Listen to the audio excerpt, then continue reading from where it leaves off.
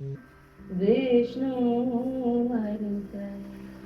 मर गए शंकर ध्यानी, मर गए शंकर ध्यानी।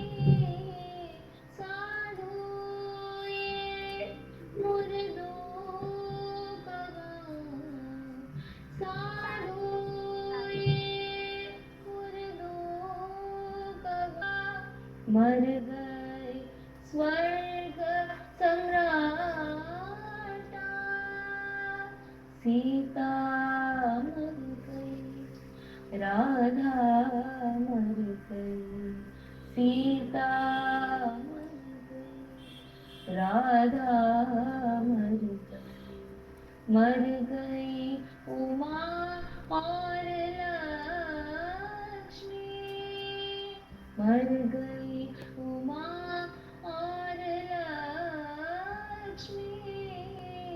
साधु ये मुर्दों का गाँव, साधु ये मुर्दों का गाँव।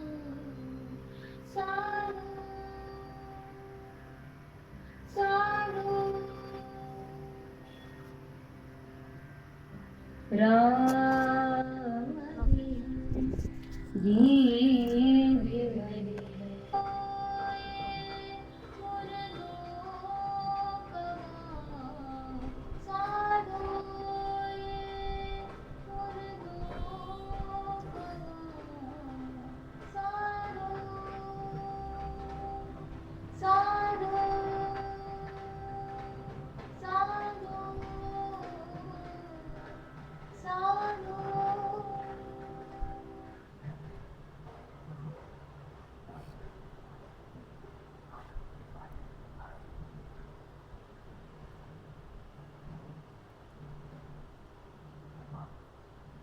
छोटे बच्चे को आगे करो।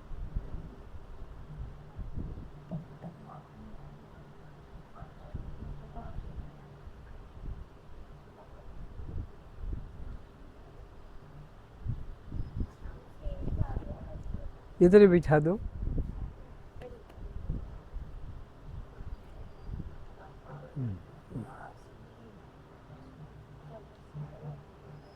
और कोई छोटा बच्चा बीच में छुपा हो तो आगे करो।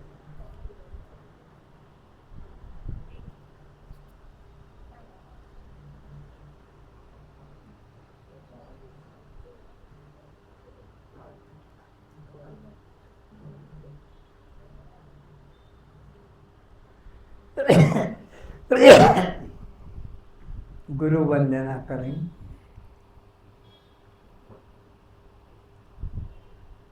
गुरुर्ब्रह्मा गुरुर्विष्णु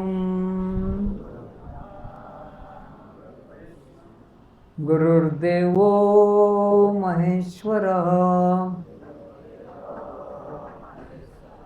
गुरु साक्षात् परम ब्रह्म तस्मै श्री गुरुवे नमः।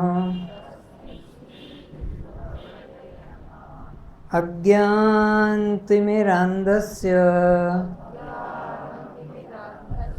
ज्ञानाञ्जनशलाकया चक्षुरुन्मीलितं येन तस्मै श्री गुरुवे नमः। ध्यानमूलं गुरुर्मूर्ति पूजामूलं गुरुपदं मंत्रमूलं गुरुर्वाक्यं मोक्षमूलं गुरुकृपा। मन्नाथ श्री जगन्नाथ मद्गुरुं श्री जगद्गुरुं मदात्मा सर्वभूतात्मा तस्मै श्री गुरुवे नमः। अखंडमंडलाकारं व्याप्तं येन सचराचरं तत्पदं दर्शितं येन तस्मै श्री गुरुवे नमः। ओम शांति शांति शांति।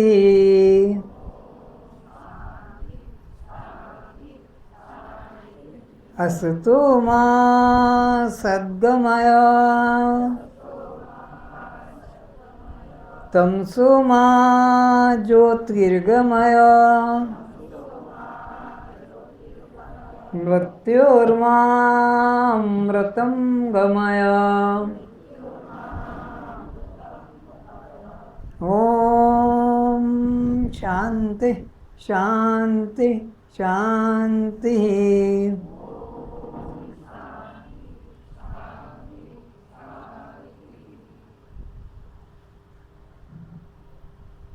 श्रोताओं के रूप में उपस्थित सभी आत्मनिष्ठों के चरणों में प्रणाम।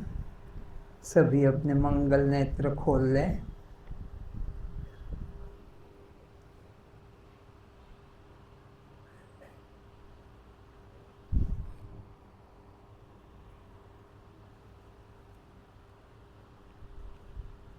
संतों ने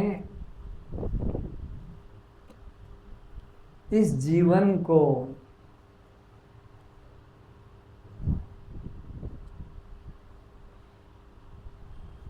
जिसमें 84 लाख प्रकार के शरीरधारी जीव हैं,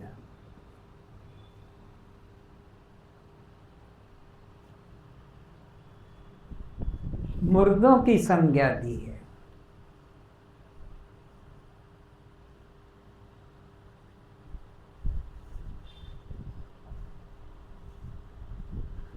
आत्मा को छोड़कर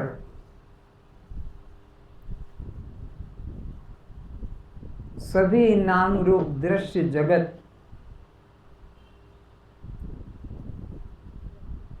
नष्ट होने वाले हैं, मृत्यु की तरफ जाने वाले हैं।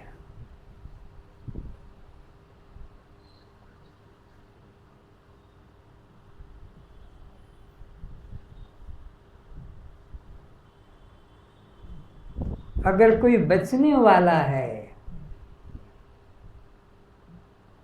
रहने वाला है, देखने वाला है, जानने वाला है, तो वह तुम स्वयं आत्मा हो।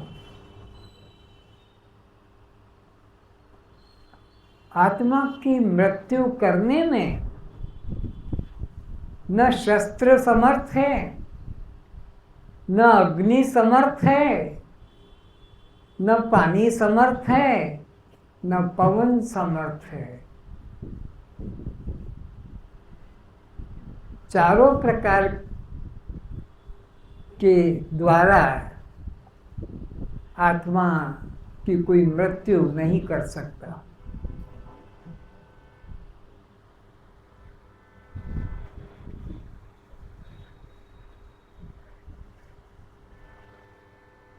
तो ये जीवन मिला है किस लिए? मृत्यु तो सहज स्वभाव है शरीर का, फिर ये जीवन का मूल्य क्या है? अमर आत्मा का अनुभव करने के लिए। अमर को अमर क्या बनाओगे? अमृत की मृत्यु कौन कर सकेगा? कोई समर्थ नहीं। तुम अमर आत्मा हो। ये बोध जागना है, ये विचार जागृत करना है। अग्नि को कौन उष्ण करेगा?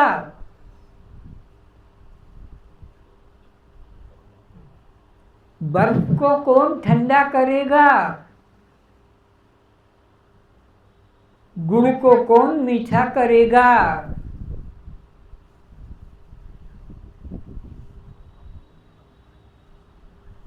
आत्मा को कौन अमर बने करेगा?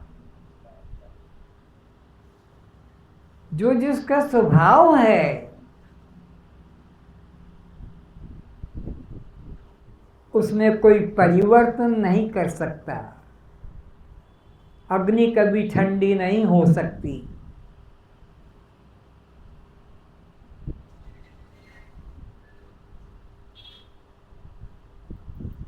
आत्मा कभी मृत नहीं हो सकता।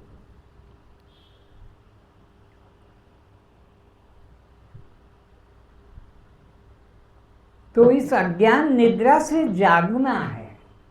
उठ जाग मुसाफिर, भोर भई, कब तक सोता रहेगा? 83,99,999 योनियां सोते सोते बीत गई।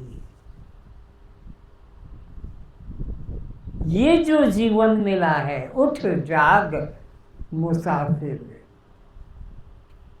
कब तक सोता रहेगा?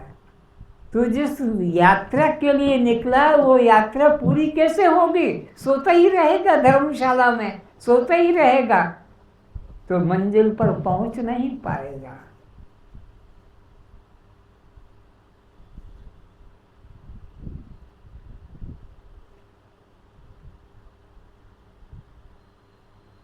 तो ये मानव जीवन जो मिला है,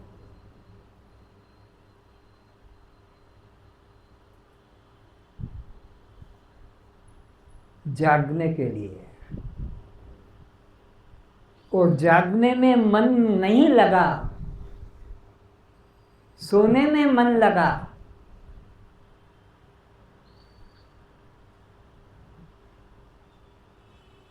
तो फिर ये कुत्ते की जात का है।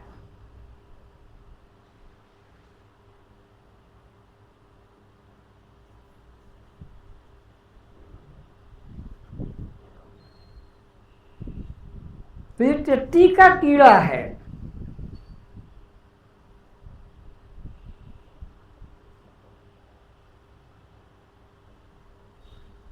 एक कीड़ा होता है जो रेशम बनाता है।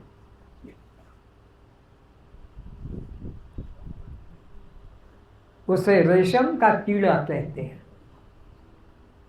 एक कीड़ा होता है जो मधु बनाता है, हनी, शहद बनाता है, उसे शहद का कीड़ा कहते हैं। इसी प्रकार एक कीड़ा होता है, जो कुछ भी उसको खाने को दो टट्टी बनाता है, जो कुछ भी दो टट्टी बनाता है। टट्टी का कीड़ा, जिसे श्रद्धा ने मुर्दों का गांव करके कहा, ये टट्टी का कीड़ा है। मधुमक्खी मधु बनाती है, रेशम का कीड़ा रेशम बनाता है। ये मानव शरीर टट्टी का कीड़ा है। तुम जो कुछ खाने को देते हो, मुख में डाला, नीचे के द्वार से मल बनाकर निकाल देता है। इसकी होशियारी, इसकी चतुराई इसी बात में है कि तुम जो भी खाने को दो टट्टी बनाने में लग जाता है। लेकिन हमारे शास्त्रों में तो कहा है, साधन धाम मोक्ष कर द्वारा। ये मुक्ति का द्वार है। टट्टी का भी द्वार है और मुक्ति का भी द्वार है। दोनों तरह के इसमें विशेषता है।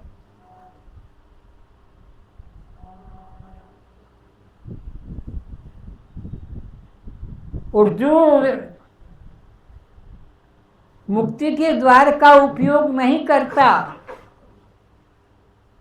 वो आत्महत्यारा है। जो न तरे भव सागर नर समाज अस पाई सुकृत निंदक मंदमती आत्म हन गति जाए। वो आत्महत्यारे की गति को, महापाप को, महादुख को प्राप्त करेगा।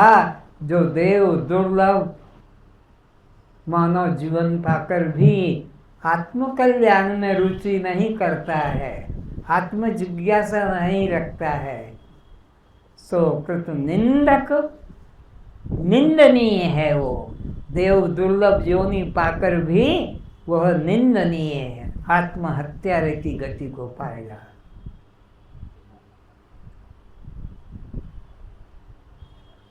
हम लगे हैं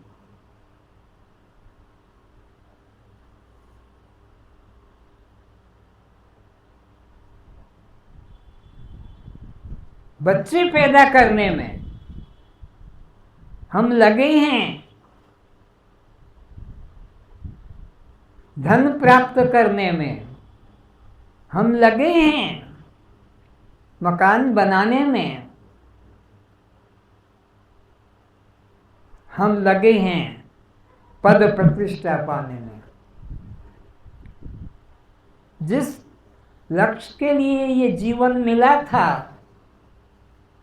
साधन धाम मोक्ष कर द्वारा, लेकिन पाई न जही परलोक सवारा, सो परत्र दुख पावई सिर धुनि धुनि पछताई, काल ही कर्म ही ईश्वर ही मिथ्या दोष लगा है। भोगों में आसक्त हो गया है। जिसके लिए जीवन मिला था वो बात ही भूल गया।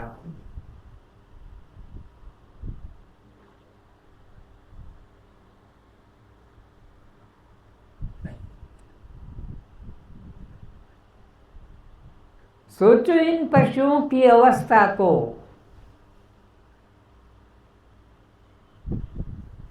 कैसा जीवन निर्वाह कर रहे हैं, और तुम ये जीवन व्यतीत करके आए हो। कौन है जो कुत्ता न बना हो और टट्टी न खाई हो? कौन है यहाँ जिसने की मिट्टी न खाई हो? जितनी योनियां दिख रही है ये सब तुम्हारे पुराने कपड़े हैं। इन पुराने मकानों को छोड़ के तुम मनुष्य शरीर में आए हो। एक भी ऐसा नहीं है जो कि 84 लाख योनियों में भटका ना हो। 84 लाख योनियों में सबको भटकना पड़ता है, और भटकते भटकते फिर ये ईश्वर कृपा से कबहू करी करुणा नर दे, दयालु परमात्मा ये जीवन देता है। कौन सी योनि है जो तुमने न भोगी हो? एक एक योनि को देखो, कैसे जीवन निर्वाह तुमने किया था। पक्षी बनकर क्या तुम्हारा जीवन था? कौन तुम्हारा परिवार? कहाँ तुम्हारा घर? कहाँ तुम्हारा आहार? एक एक योनि कितने कष्टप्रद दिखाई पड़ती है। और आगे की तैयारी भी वे कर रहे हैं। आगे की तैयारी भी उन्हीं योनियों की वे तैयारी कर रहे हैं जो मानव जीवन पाकर भी ज्ञान प्राप्त करने में श्रद्धा रुचि नहीं रख रहे हैं। और भोगों में ही ये मिल जाए, ये मिल जाए, इसे प्राप्त करना है, इसे प्राप्त करना है, इसको नष्ट करना है, इसको बदला चुकाना है, इसको मजा चखाना है।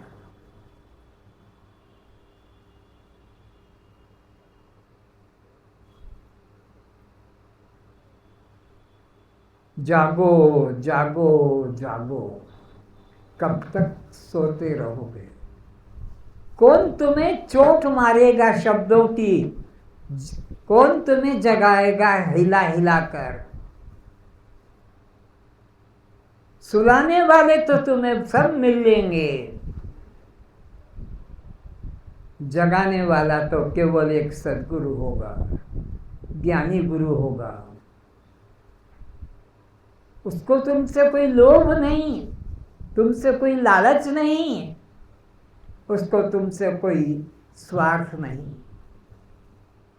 केवल करुणा का उसके पास में भंडार है, दया का सागर है वो।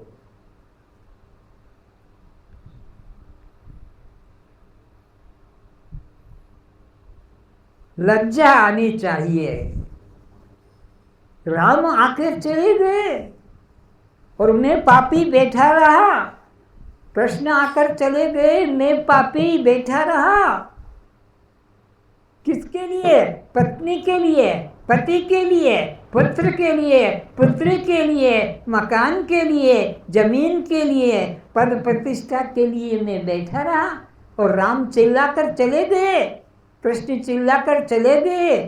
शंकराचार्य, वल्लभाचार्य, माधवाचार्य, निम्बकाचार्य, कबीर, नानक, तुलसी, ये सब चिल्ला चिल्ला कर चले जा रहे हैं और मैं ऐसा बहरा, दोनों कानों में रुई ठूंस रखा है, कोई शब्द घुस ना जाए। ओहो ओहो, कैसा मैंने देव दुर्लभ जीवन को नष्ट किया है और इन महापुरुषों की करुणा का तिरस्कार किया है। अगर उनकी बात में श्रद्धा करता तो राम के साथ मेरा भी उद्धार हो जाता, कृष्ण के साथ मेरा भी उद्धार हो जाता। क्यों नहीं हुआ? क्योंकि मैंने कृष्ण की बात को स्वीकार नहीं किया, राम की बात को स्वीकार नहीं किया, कबीर, नानक, तुलसी, शंकराचार्य की बात को स्वीकार नहीं किया। अब कोई जगाने आने वाला नहीं, अब कोई जगाने के लिए आने वाला नहीं।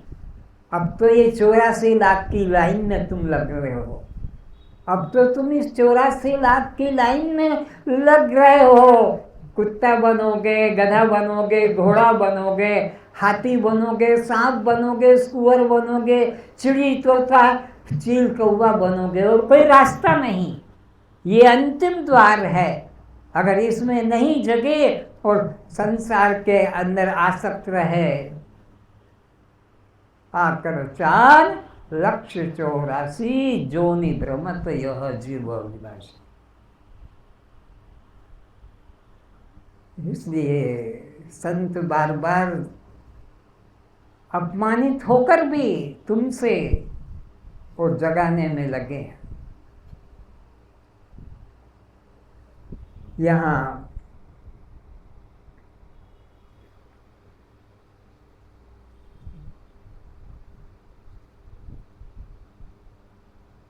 महागीता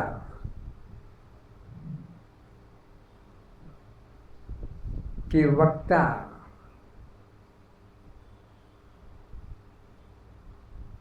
कौन संत हैं?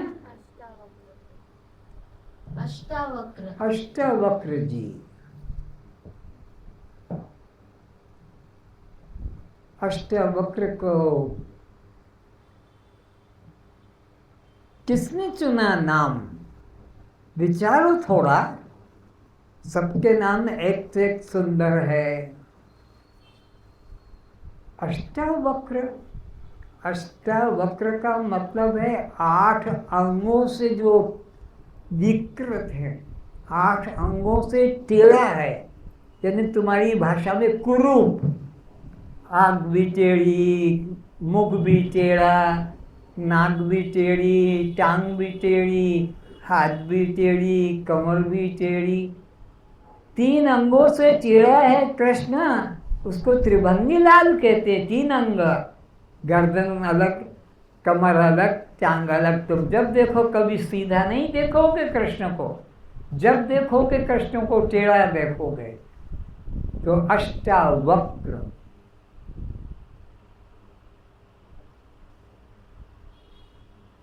समझें इस बात को कि यह अष्टावक्र नाम कैसे आया।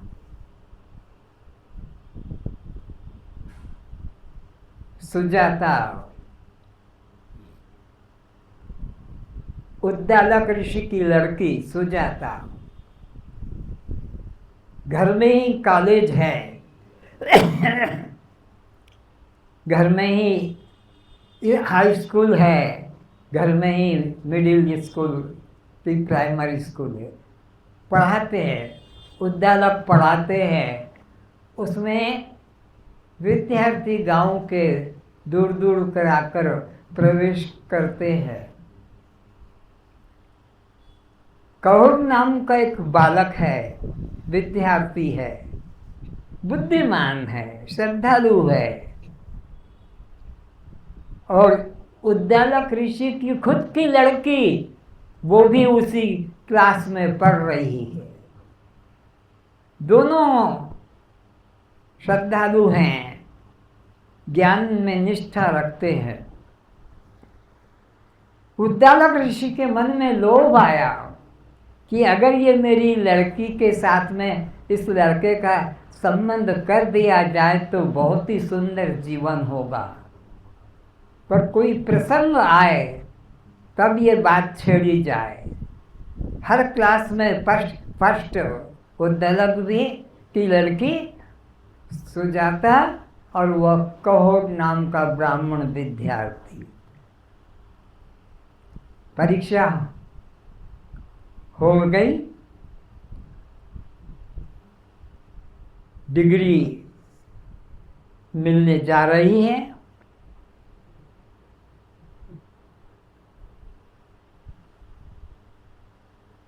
तो विद्यार्थी जब विद्या पढ़ लेते हैं तो गुरु को प्रणाम करके कहते हैं, गुरुदेव आपने मुझे यह गुप्त ज्ञान, ब्रह्म ज्ञान दिया, अब मैं इसके बदले में आपकी क्या सेवा करूं। ये शिष्य का कर्तव्य है। गुरु ने अपने जीवन को तुम्हारे कल्याण में लगा दिया तो गुरु से पूछना चाहिए कि मैं आपकी किस योग्य सेवा करूं, किस योग में काम कर सकूंगा। तो डिग्री की बात चल रही है। कहोर गया गुरु के चरणों में प्रणाम करने को और यही कहा कि आपने मुझे जो विद्या सिखाई मैं उसका किस तरह से ऋण चुका सकूंगा, आदेश कीजिए। तो उद्दालक ऋषि ने यही कहा, मौका मिल गया कि तुम अच्छा यह हो कि मेरी लड़की से शादी कर लो, ताकि तुम्हारे साथ इसका और इसके साथ तुम्हारा जीवन सफल हो जाएगा। अब गुरु आज्ञा, एकदम आश्चर्य में पड़ गया कहोर कि मैं क्या जवाब दूं। गुरु को इनकार करने की तो बात ही खत्म है। गुरु ने जो भी बोल दिया हो वो गुरु ब्रह्म वाक्य होता है, उसमें आगे पीछे सोचना नहीं पड़ता कि मैं मानूं कि न मानूं, मांगू कि न मांगू। बोले जैसी गुरुदेव आपकी आज्ञा। प्रणाम किया और अपनी कन्या को उद्दालक ने उसके हाथ में हाथ दे दिया और जाओ सुखी रहो। जो कुछ था बना हुआ आश्रम में साथ लेकर कहोर अपने गांव गया। माँ बाप मर गए थे, बूढ़े हो गए थे। ये कोर्स 12 साल का करना था, वो कर लिया। घर गए तो झोपड़ा टूटा पुराना था, उसको एक दिन सफाई में लग गया। जो आश्रम से पकाया लाए थे दोनों ने बैठ के खा लिया और विचार करने लगे कि अब आज तो ये खा लिया, कल क्या करेंगे? कोई जीवन निर्वाह का तो साधन करना ही पड़ेगा, पेट अग्नि की ज्वाला को मिटाने को। नौकरी करें? सुजाता से पूछ रहा है। नहीं। तो फिर खेती करें? सुजाता ने कहा नहीं। व्यापार करें? नहीं। जैसे पिताजी ने हमको विद्या पढ़ाई, हम भी गांव वालों को, बच्चों को बुलाकर और विद्या पढ़ाएं, यही अच्छा होगा। कहोड़ ने कहा ठीक है, और घर घर जाकर गांव में ये बात फैला दिया कि तुम्हारे बच्चों को कल से हमारे यहाँ पढ़ने भेजना, हम उनको पढ़ाएंगे। कोई फीस नहीं, कोई पैसा दक्षिणा नहीं मांगा, बस पढ़ने को भेजो। घर घर के बच्चे पढ़ने के लिए आने लगे। गांव वालों ने सोचा बस कोई पैसा नहीं लेता है तो कोई सब्जी पहुंचा देता, कोई गेहूं पहुंचा देता, कोई चावल पहुंचा देता, कोई फल पहुंचा देता, तो कोई दूध पहुंचा देता। सब लोगों ने गुरु जी की सेवा स्वीकार कर ली। एक दिन सुजाता ने कहा, ध्यान से सुनना, हमारे घर अतिथि आने वाला है, उसका भी विचार करो। अतिथि आने का मतलब सुजाता ने अपने पेट में बच्चा आ गया, क्योंकि अब शादी कर ली, घर गृहस्थी बन गए, तो बच्चा तो आएगा पति पत्नी का संबंध होने से,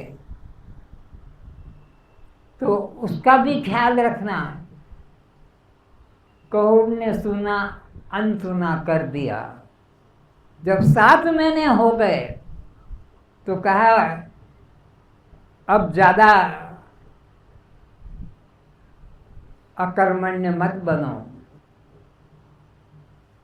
अतिथि के आने की तैयारी करो।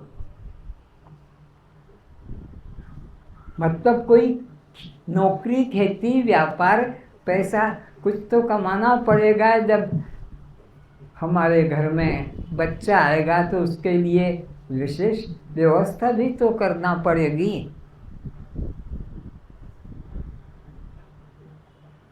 और वो बच्चा गर्भ में जो था 7 महीने वाला, उसने अंदर से कहा, पिताजी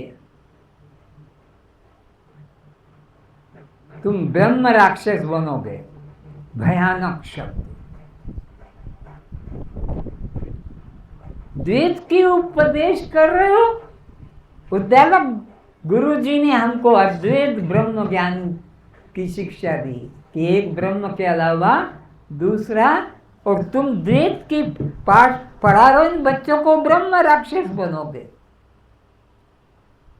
सोचा बाप ने कि मेरे बच्चों के सामने और मेरा अपमान कर रहा है, तो अभी गर्भ में है और ये ऐसा अपमान कर रहा है, ये जब बाहर निकलेगा तो क्या करेगा? तो उसी वक्त जा तू अष्टावक्र हो जा। श्राप दे दिया।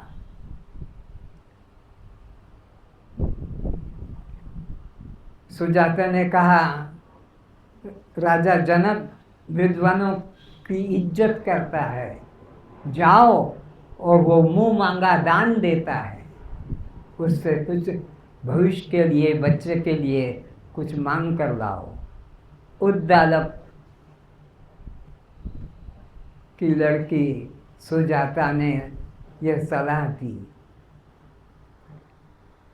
गए कहोड़ राजा जनक की सभा में, और वहां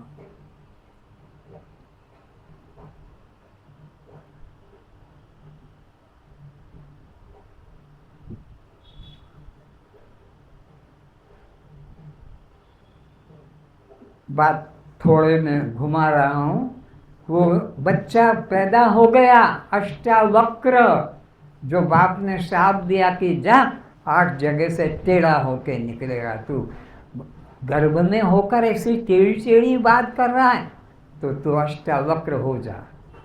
वो अष्टावक्र हो गया, बाहर आ गया। अब सुजाता अपने बाप के घर चली गई वो बच्चे को लेकर, क्योंकि अब बाप पति तो जेल में राजा जनक के चला गया, वो वापस आया नहीं। जनक ने प्रश्न किया, उत्तर नहीं देगा तो वो वापस बाहर नहीं जा सकेगा। कहो तो अंदर रह गए और सुजाता अपने बच्चे को लेकर बाप के घर चली गई। वहाँ 4 साल का 5 साल का उम्र का हो गया बच्चा, तो अपने माँ के बाप को, आप जानना है रिश्ते मुझे पता नहीं, वो अपने माँ के बाप के गोद में जाके बैठ गया। तो बैठा था और उसका माँ का जो भाई था उसको वो सुजाता भैया कहती थी, तो ये भी भैया भैया कहने लगा। श्वेत केतु जिसका नाम था, और जाकर गोद में बैठा तो श्वेत केतु बाहर से घूम के आया था और बाप की गोद में अपने बहन के लड़के को बैठा देखकर, हट यहाँ से, इस गोद में बैठने का मेरा अधिकार है, तेरा अधिकार नहीं। तेरा अधिकार है तेरे बाप की गोद में बैठने का, और वो तेरा बाप राजा जनक की जेल में पड़ा है, जा वहाँ पर, इस घर में तेरा इज्जत नहीं होगी। भयानक शब्द बोल दिया। रोता रोता वह बच्चा अष्टावक्र माँ के पास का, माँ माँ मेरा पिता कहाँ है? बोले, उसने थप्पड़ दिया। तू अंधा है? अभी बाप की गोद में से बैठ के आया है और बोल रहा मेरा बाप कहाँ है? तो उस बच्चे ने जवाब दिया, अष्टावक्र ने, कि वो मेरा बाप नहीं है। तो तेरे बाप वो नहीं तो कौन खाने को दे रहा है? बोले, भैया ने कहा है कि तेरा बाप तो जेल में बंद है। अब छाती से लगाया कि बेटा मुझे माफ़ कर दे, बात सत्य यही है कि तेरा बाप को मैंने ही भेजा था जनक के पास कि वो पंडितों की, विद्वानों की कदर करता है, तो जाकर उससे तू धन प्राप्त कर ले। तो वो प्रश्न करता था जनक, और उसका उत्तर देने पर वो धन देता था। वो प्रश्न किया, उत्तर नहीं दे पाया तेरा बाप, तो राजा जनक की जेल में पड़ा है, और राजा जनक की जेल में से अब वो कैसे निकलेगा? बोले, मैं अपने पिता को निकाल कर लाऊंगा। अरे तू बेटा अभी तो 7 साल का है, वहाँ तो बड़े 25, 50, 60, 70 साल के विद्वान जेल में राजा जनक के हैं, और वो सब प्रश्न का उत्तर देने में तत्पर हैं। नहीं, मैं अपने बाप को छुड़ा के लाऊंगा। और उस तरफ से माँ मना करती गई, बेटा जिद्दी करता हुआ और सड़क पर निकल गया। गली में से निकलकर मेन रोड पर पहुंचा। उधर राजा जनक हाथी पर बैठकर आ रहा था, और उसके हाथी के सामने ये बच्चा जाकर ऐसे हो गया। हाथी को रुकवाया, महावत का रुको, और बच्चे से कहा, अरे तू अंधा है क्या, दिखाई नहीं पड़ता है? हाथी के सम्मुख आया, वो बच्चा जवाब देता है, अष्टावक्र, अंधा तो मैं नहीं, अंधा तू हो गया है। वो महावत भी डर गया जो हाथी चला रहा था कि ये कुचल देगा अभी इस बच्चे को कह के। बोला, अंधा तो तू हो गया है। जो भी समझदार है अंधे, लंगड़े, लूले, काने, खोड़े, बहरे को पहले रास्ता देते हैं, और तू हाथी पे बैठ के इतना गर्वीला कि तुझे दिखा नहीं कि मैं 8 अंगों से टेढ़ा हूँ और मेरे सामने हाथी लाकर खड़ा कर दिया। डर गया जनक और कहा महावत से इस एक्सप्रेस ट्रेन को पहले जाने दो। एक तरफ हाथी कर दिया और उसको निकाला और वो फिर पूछा कहाँ जा रहा है तू इतना तेजी से? बोले वो जनक का कोई प्रश्न है, उसका मैं उत्तर देने जा रहा हूँ। महावत भी डर गया कि जनक कोई जैसे इसका नौकर हो। अरे तो राजा महाराज अधिराज क्या कहलाता है, तो उसका उत्तर देने जा रहा हूँ। और महावत से कहा कि तू हाथी को मोड़ के दूसरे रास्ते से महल में ले चल, ये वहीं पहुँचेगा और इसको कोई जाने नहीं देगा अंदर, और ये विद्वान है, इसको तो विद्वान होने से अंदर जाने का अधिकार है। तो जाकर महावत से अपना महल में पहुँच गया और ये बच्चा द्वार पर गया। तो द्वारपालों ने कहा क्या कपड़ा चाहिए, रोटी चाहिए? बोले मैं भिखारी नहीं हूँ, तो यहाँ क्या मरने आया है? अरे नहीं, मैं अंदर सभा में जाना चाहता हूँ जहाँ विद्वान लोग बैठे हैं। तू वहाँ क्या करेगा? बोले मैं उनके साथ में शास्त्रार्थ करूँगा।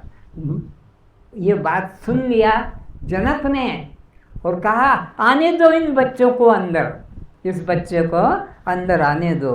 और जाकर वो महल के अंदर सिंहासन पर बैठ गया। वो सिंहासन जो राजा ने छोड़ दिया था कि मेरे प्रश्न का जो उत्तर दे देगा उसको मैं राजा बना दूंगा, तो वो कोई तो उत्तर देगा ऐसा सोच के वो पहले से ही महल में नीचे बैठ गया। महावत तो बाहर रह गया, अब ये अंदर आ गया था। तो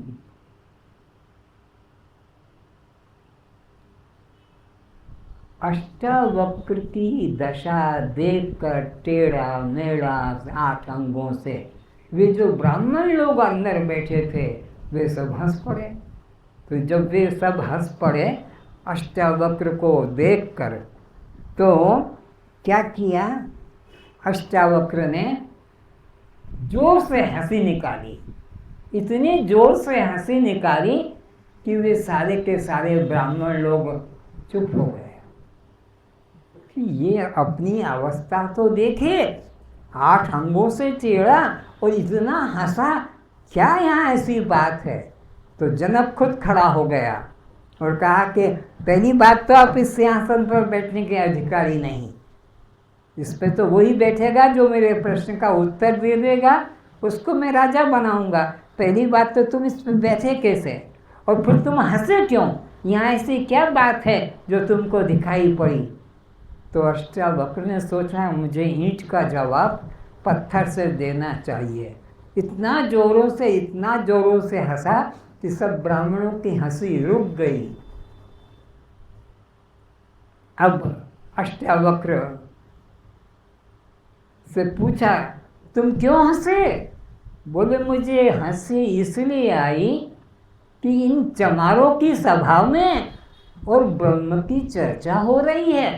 राजा ने कहा होश में बात करो, यहाँ सब ब्राह्मण हैं, द्विवेदी त्रिवेदी चतुर्वेदी वेदी, कैसे तुमने कह दिया चमारों के?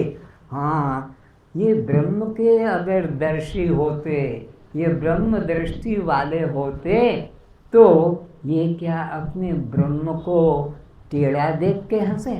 ये किसको देखकर हंसे थे? इस अष्टावक्र शरीर को देखकर हंसे।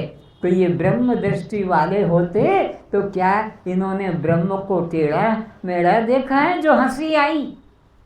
मेरे यहाँ बैठने से ये सब हंस पड़े और उसमें तुम भी जुड़े हो, तुम भी हंसे उनके साथ साथ मेरे शरीर की अवस्था देखकर, यहाँ बैठा देखकर। तो ये ब्रह्म दृष्टि हैं कि चर्म दृष्टि वाले हैं? चर्म से तो हंसे चर्म देखकर। तो बोले ज़्यादा बात मत करो, मेरे प्रश्न का उत्तर दो, बात थोड़े में ख़त्म करता हूँ।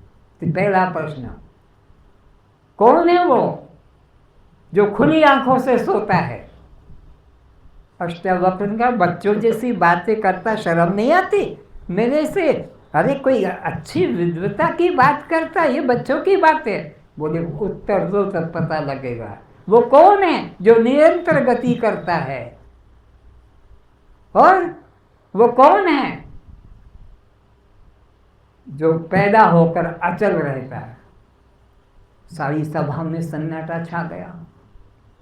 उसने कहा कि सुन ले, वो मछली है खुली आंखों से सोने वाली, वो अंडा है पैदा होकर हिलता डुलता अचल रहता है, वो नदी है निरंतर गति करती है। राजा ने कहा कि ठीक है। कौन है वो जो सभा में इन ब्राह्मणों के साथ में शास्त्रार्थ करता रहता है?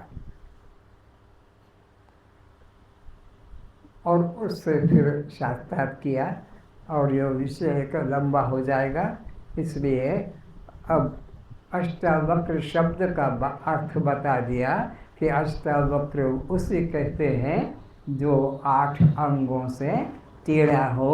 और ये 8 अंगों से टेढ़ा क्यों हुआ कि इसने गर्भ में ही पिता का सिद्धांत का तिरस्कार कर दिया कि तुम ये गलत कर रहे हो, अद्वैत ज्ञान सीख के आए हो गुरु जी से, उद्दालक ऋषि से, और अब तुम यहाँ इस तरह बोल रहे हो। तो इस तरह से उसको गुस्से में अष्टावक्र नाम दे दिया था। अष्टावक्र जी का यहाँ पर जो मुख्य शिष्य है वह राजा जनक है। क्या कहते हैं इसे श्रद्धा जी बताएंगे। वह कौन सा काल है और वह कौन सी अवस्था शरीर में है जिसमें मनुष्य को सुख दुख द्वंद्व न हो? ऐसा अब ये प्रश्न बन गया कि वो कौन सा शरीर है जिसको कि क्या क्या ना हो, सुख दुख, और वह कौन सा काल है और वह कौन सी अवस्था है शरीर में जिसमें मनुष्य को सुख दुख द्वंद्व ना हो? तो ऐसा प्रश्न तैयार हुआ। आगे उत्तर देते हैं। अतः इस जीवन की उपेक्षा न करके यथा प्राप्त प्रसाद रूप ईश्वर कृपा से प्राप्त इस मानव जीवन को पाकर अपने कल्याण में लग जाओ। बस ये इशारा दिया। पहले तो पूछा वो कौन सा शरीर है जिसमें कि सुख दुख का अनुभव नहीं होता। तुमको फिर से ध्यान में उधर दृष्टि क्यों की? पढ़ो फिर से। हमारी दृष्टि तो वैसे ही चंचल है। वह कौन सा काल है और वह कौन सी अवस्था शरीर में है जिसमें मनुष्य को सुख दुख द्वंद्व ना हो? मनुष्य को क्या ना हो? सुख दुख ना असर करे। तो ये किसकी अवस्था हो सकती है? एक अज्ञानी व्यक्ति को तो सुख और दुख होता है। ज्ञानी व्यक्ति कैसा है? व्यक्ति है जिसको कि मन के धर्म में अहंकार नहीं रहता है। सुख दुख आते हैं ज्ञानी को भी, लेकिन उसमें वो अहंकार नहीं करता है। आगे, यह संसार द्वंदात्मक है। ये संसार कैसा है? यहाँ हर चीज का, दिन है तो रात है, सुख है तो दुख है, मान है तो अपमान है, लाभ है तो हानि है, जड़ है तो चेतन है। ये द्वंदात्मक संसार है। यहाँ हर वस्तु का प्रतिद्वंदी मिलेगा।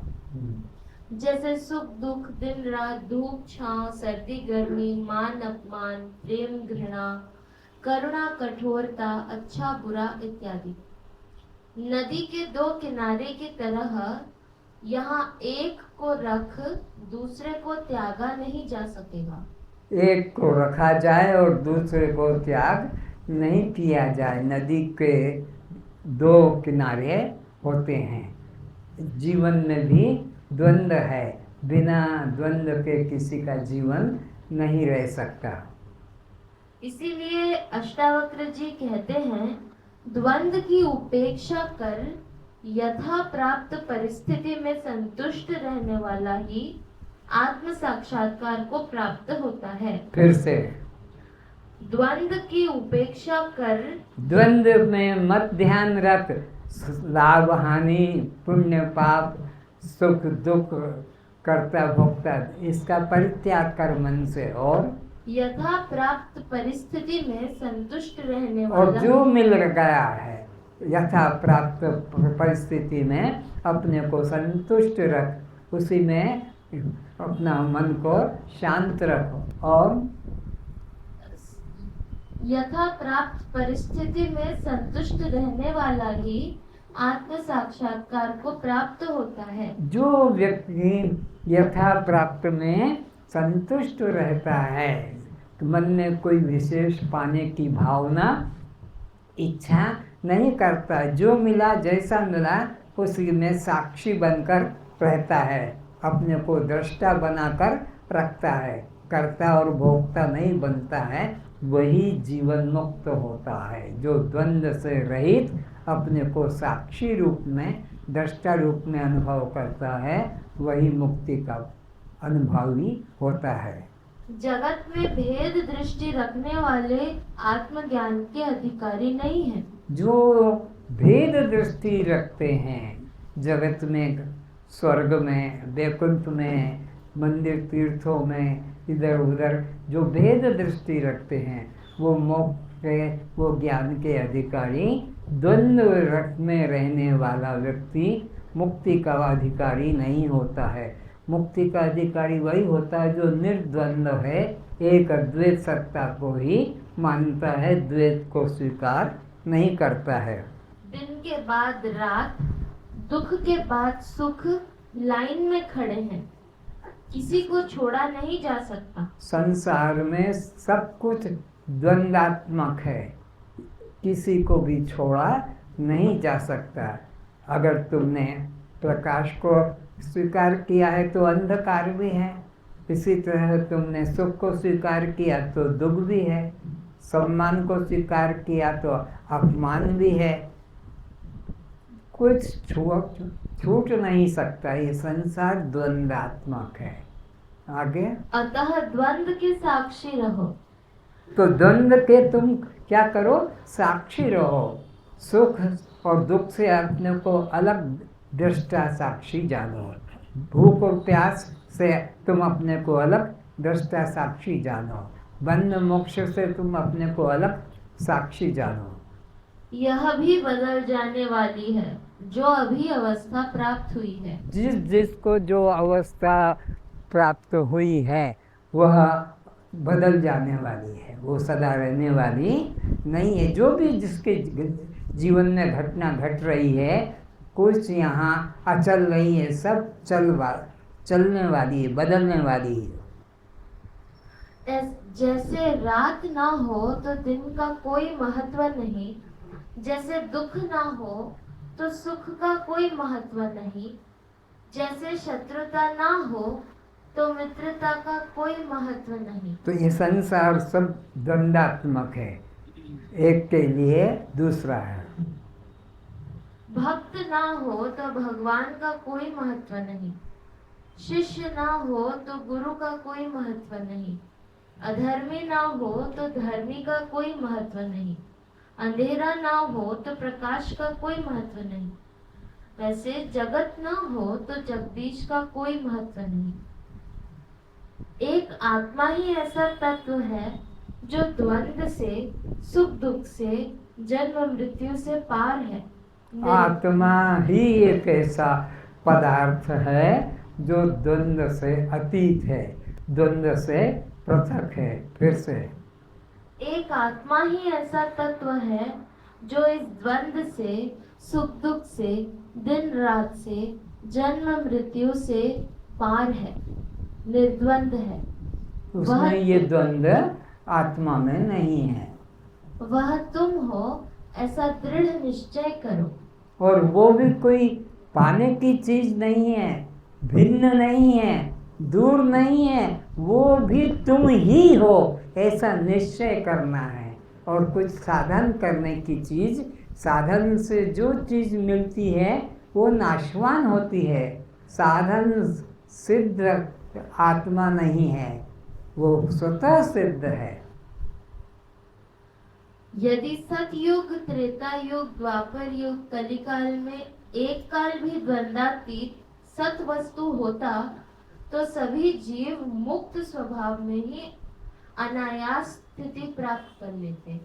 फिर से यदि सतयुग, त्रेता, द्वापर, कलिकाल में एक भी काल द्वंद्वातीत वस्तु होता, एक ही काल द्वंद्वातीत होता, सतयुग हो, त्रेता हो, द्वापर हो, कलयुग, एक ही काल अगर ऐसा होता तो फिर सब मुक्त हो जाते। किंतु ऐसा कोई काल नहीं जब द्वंद्व ना हो। सब कालों में द्वंद्व है, कोई एक काल ऐसा नहीं जो द्वंद्व से रहित हो। अगर कोई एक काल होता तो सभी मुक्त हो जाते। यदि राम राज्य स्वर्ण युग होता तो दशरथ दुखी क्यों होता संतान प्राप्ति के लिए? राम दुखी थे बचपन में सत्य पाने हेतु, सीता हरण होने के समय भी दुखी दिखाई देते हैं। देवता यज्ञ करते समय राक्षस यज्ञ स्थल पर मांस पर हड्डी डाल वर्षा न करते। राम के जीवन में भी कष्ट दिखा रहे हैं कि कोई ऐसा बचा नहीं है जो इस द्वंद्व से अलग रहा हो। केवल ज्ञानी ही एक ऐसा व्यक्ति है जो द्वंद्वातीत होता है और उसको कोई भोग पदार्थ की वासना नहीं होती है। तो राम का जीवन भी दुखी है, दशरथ का जीवन भी दुखी है, सीता भी, सब दुखिया, सब संसार दुखिया, सब संसार। तात्पर्य यह है कि आत्मा ही एक ऐसा स्थल व काल है जहाँ सुख दुख, दिन रात, सर्दी गर्मी, भूख प्यास, राग द्वेष, जन्म मृत्यु, बंध मोक्ष, प्रपंच नहीं है। आत्मा ही एक ऐसी वस्तु है जिसमें कि यह सुख दुख, दिन रात, पाप पुण्य, कर्ता भोक्ता, बद्ध मोक्ष ना उसमें नहीं है। हाँ, बाकी सब में ये सब चीजें घटती। फिर से तात्पर्य यह है कि आत्मा ही एक ऐसा स्थल व काल है जहाँ सुख दुख, दिन रात, सर्दी गर्मी, ये कहाँ नहीं है? आत्मा में नहीं है, बाकी तो सब में है ये। राग द्वेष, जन्म मृत्यु, अपना पराया आदि प्रपंच नहीं है। न वहाँ साकार निराकार है, न देव दानव है, न ऊंच नीच है, न बेटा बाप माता पिता रूप द्वंद्व है। वह पूर्ण अद्वैत है। आत्मा में द्वैत की कल्पना कभी मत करना कि जैसे यहाँ बाप बेटा है, पति पत्नी है, मित्र शत्रु है, ऐसे वहाँ पर भी ऐसा होगा। आत्मा में एक अद्वैत, आत्मा में और द्वैत कहीं नहीं है। अध्यात्म रामायण में श्री राम कहते हैं, सुख में दुख पीछे छुपा है, बस निकलने की प्रतीक्षा में अवसर खोज रहा है। हर व्यक्ति के जीवन में सुख के पीछे दुख प्रतीक्षा कर रहा है और दुख के पीछे सुख प्रतीक्षा कर रहा है, एक दूसरे के। कोई भी सदा सुखी नहीं रहेगा कि कोई सदा दुखी नहीं रहेगा।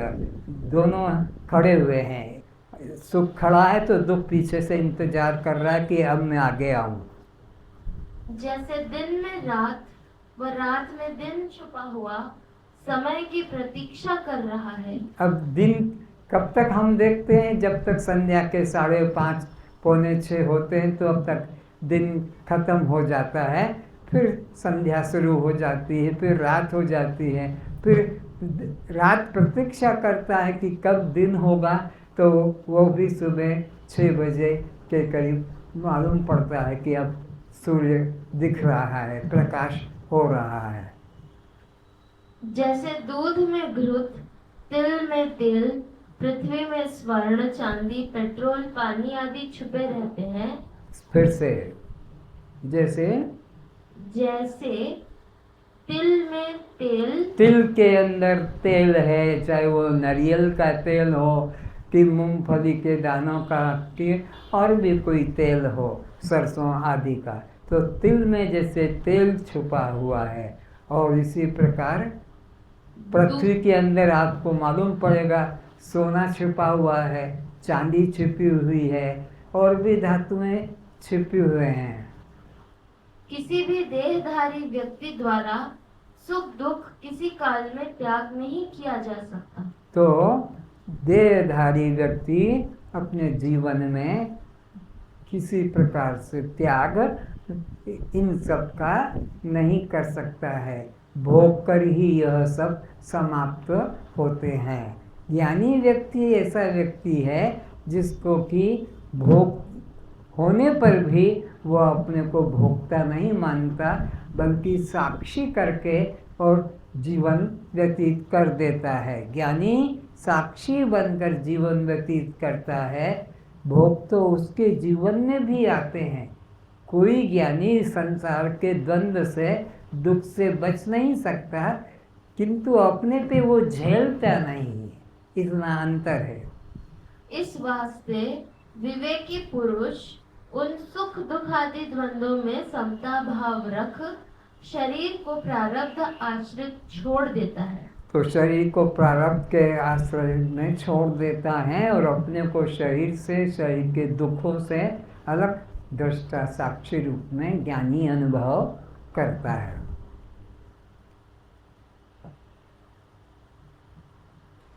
आज घड़ी नहीं रखी बापू?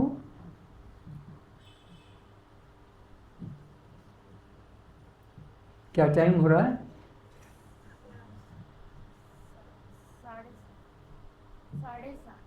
7:30।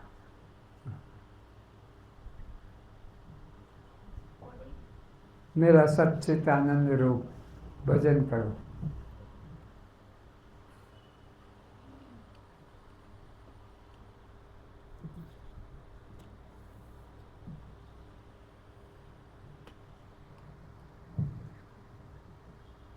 मेरा सच्चित आनंद रूप,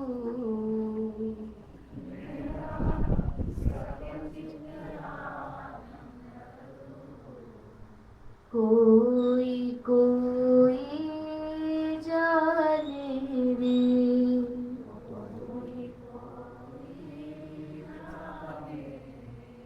मेरा सच्चित आनंद रूप,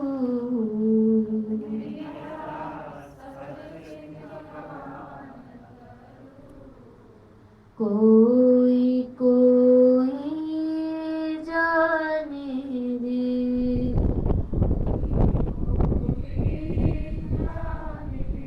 मैं सत क्यों हूँ कि मेरा कभी अभाव नाश नहीं है।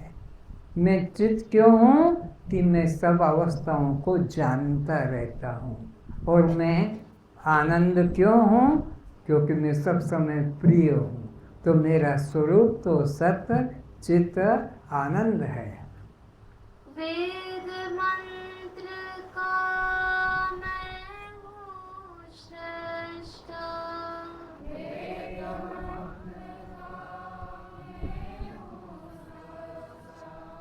मन वाणी का मैं हूँ दृष्टा,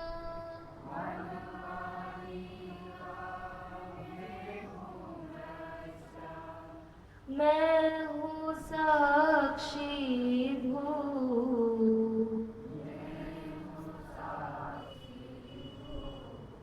कोई कोई जाने रे।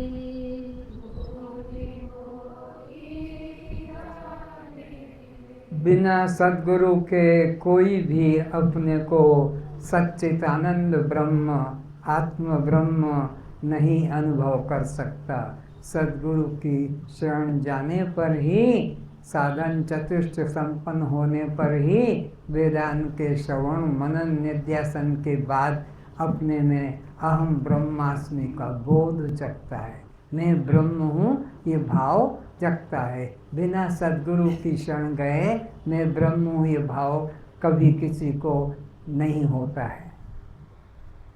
पंचकोश से हूँ मैं न्यारा,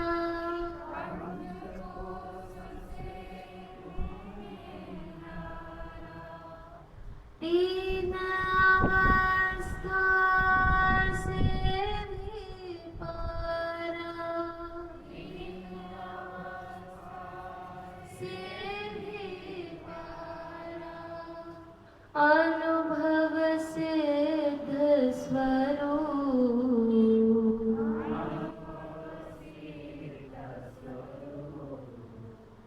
कोई कोई जाने रे,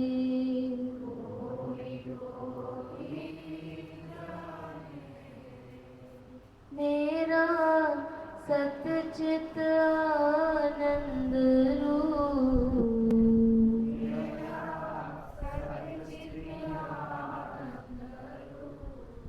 कोई कोई जाने रे,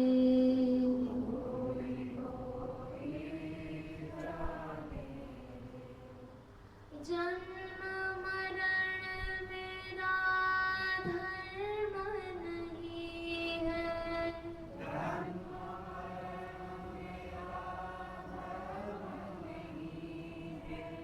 पाप पुण्य कछु कर्म नहीं है,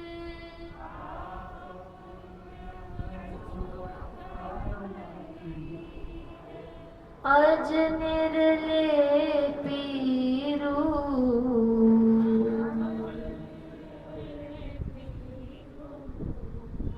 कोई कोई जाने रे,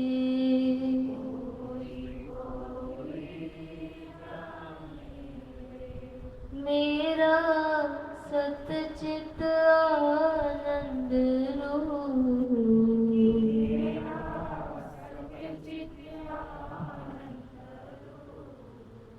कोई कोई जाने रे,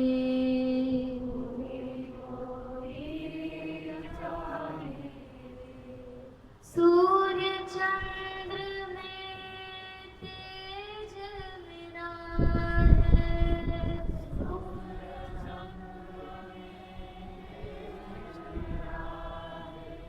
अग्नि में भी ओज मेरा है,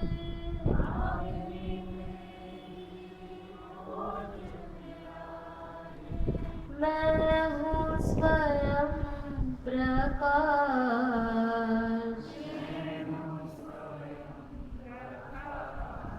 कोई कोई जाने रे,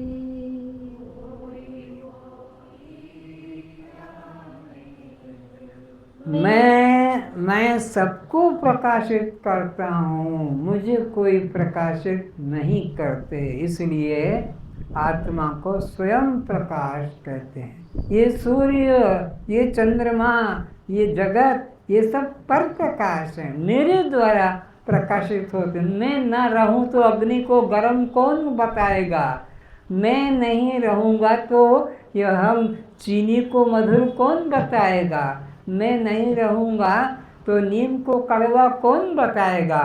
मेरे होने से ये सब प्रकाशित होते हैं, ये पर प्रकाश है, मैं स्वयं प्रकाश हूँ। तीन लोक का मैं हूँ स्वामी,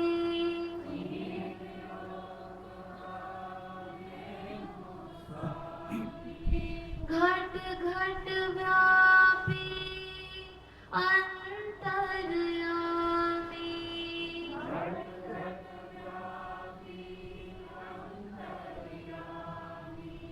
मैं हूँ सर्वाधार,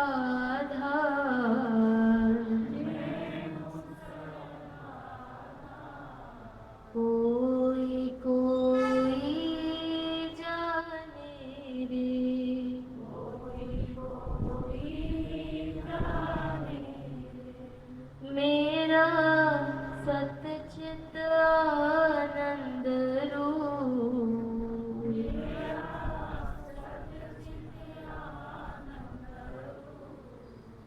कोई कोई जाने रे,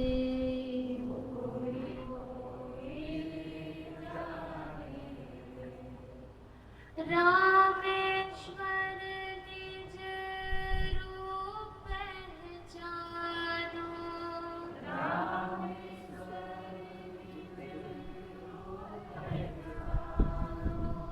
जीव ब्रह्म में भेद न जानो,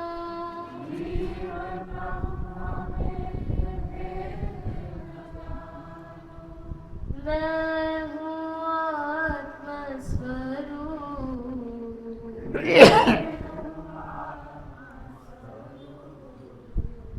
कोई कोई जाने दे,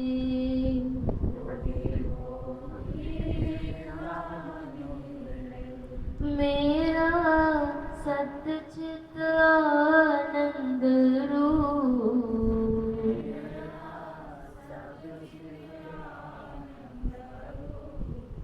कोई कोई जाने रे,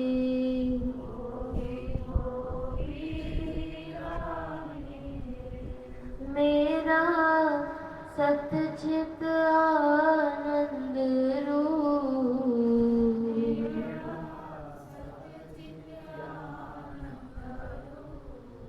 कोई कोई जाने रे,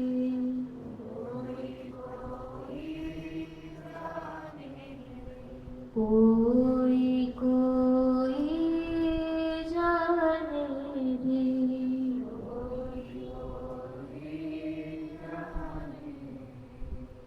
ओम पूर्णमदः पूर्णमिदं पूर्णात् पूर्णमुदच्यते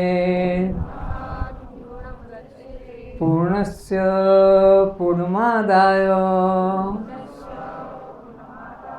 पूर्णमेवावशिष्यते। ओम शांति शांति शांति।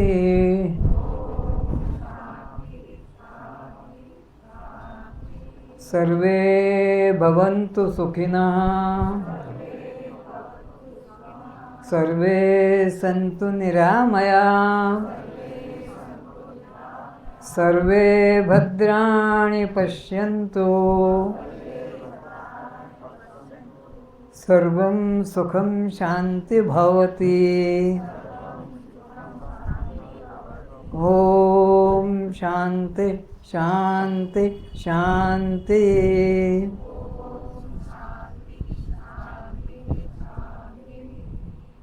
आज इतना ही। प्रसाद लें और प्रस्थान करें।